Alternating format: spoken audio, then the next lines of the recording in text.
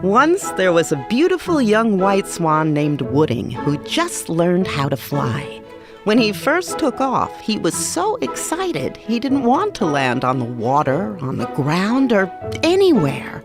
Wooding just wanted to fly and fly and fly. Of course, that wasn't possible. Just like all of us, he got tired and needed to eat and sleep. Wooding lived by a beautiful lakeshore with his mom, dad, and brother Travis. His aunts and uncles were all around, also a bunch of cousins. And let's not forget his best friend, a butterfly named Daisy. The lake was so big and so blue, it was surrounded by high mountains that looked like they were coming out of the water. When Wooding looked at the lake, it looked endless to him. But he always wondered about those brown, white, and red dots he saw in the distance.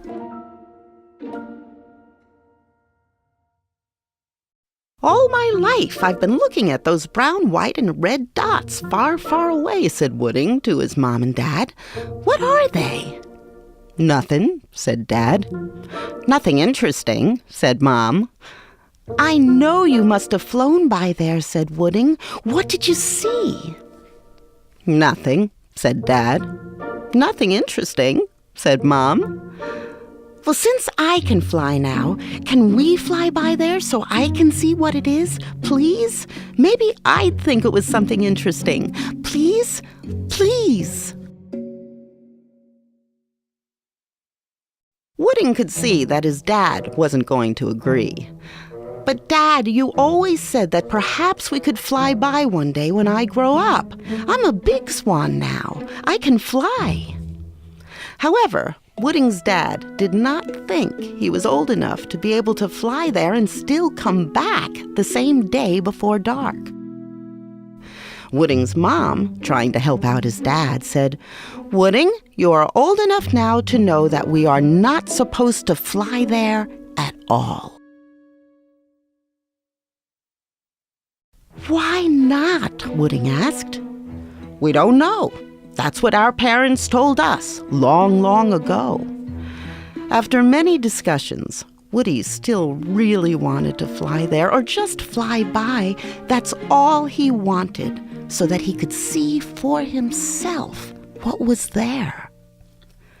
Wooding's mom and dad knew that when he grew up, he would fly there by himself anyway. So finally, his mom and dad agreed that perhaps they could all fly there together. But what if Wooding got so tired that he couldn't fly back? What then?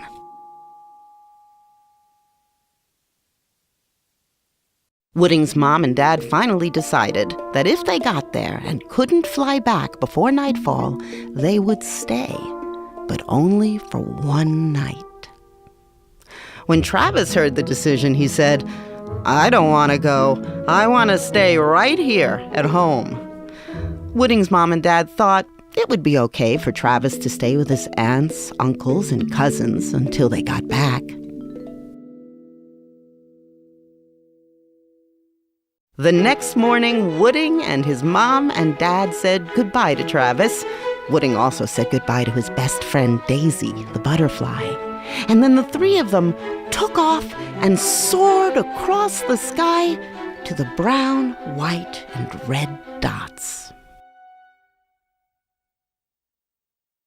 After a long time flying, finally the brown, white, and red dots got bigger and bigger, and a beautiful town appeared. Of course, Wooding was seeing something like that for the first time in his life. He didn't know what it was. He didn't know about buildings, streets, or people like you and I do. He'd never seen children before, had never even heard music before. None of it.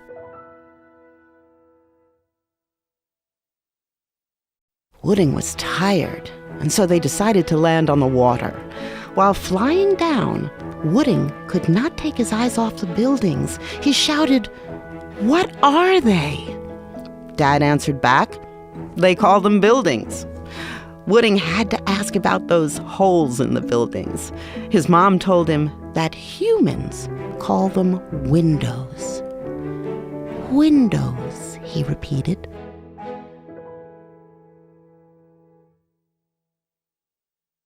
Finally, they landed on the water. Wooding's eyes got bigger and bigger. He spotted the humans. "Who are they?" asked Wooding. His dad replied, "Humans." Wooding murmured to himself, "Oh, I have so much to see and learn. I wonder what these humans are like. Can they fly too?" "Humans are the ones that are walking around," his dad told him. "They can't fly." Wooding said, "Wow." His dad said, "Stay away from them. Just look at them from a distance. If they walk toward you, you fly away." Wooding didn't understand why, but he thought it was better to listen to his mom and dad. They knew a lot more than Wooding.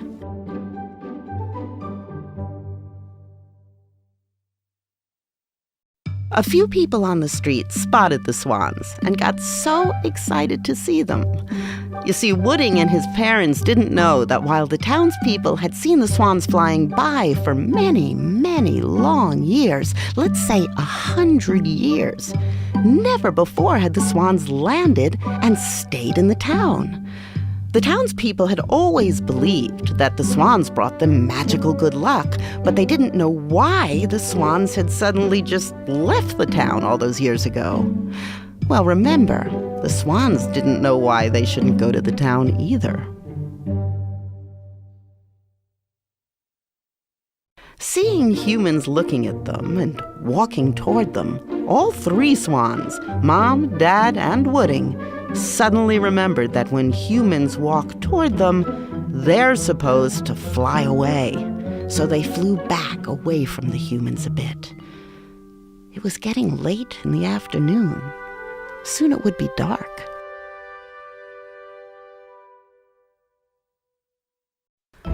All of a sudden, a band started to parade down the street, playing wonderful music. There was a colorful music man at the front, leading the band, and the townspeople, seeing that the swans were back for the first time in a long, long time, celebrated the return of the swans and the magical good luck that they hoped they had brought back to the town.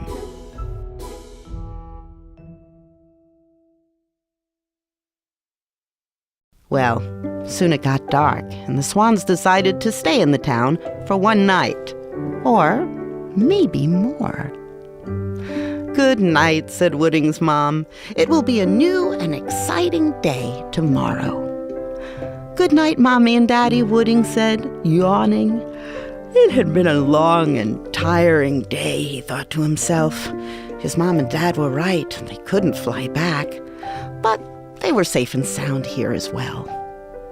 "It will be a new and exciting day tomorrow," Wooding said to himself.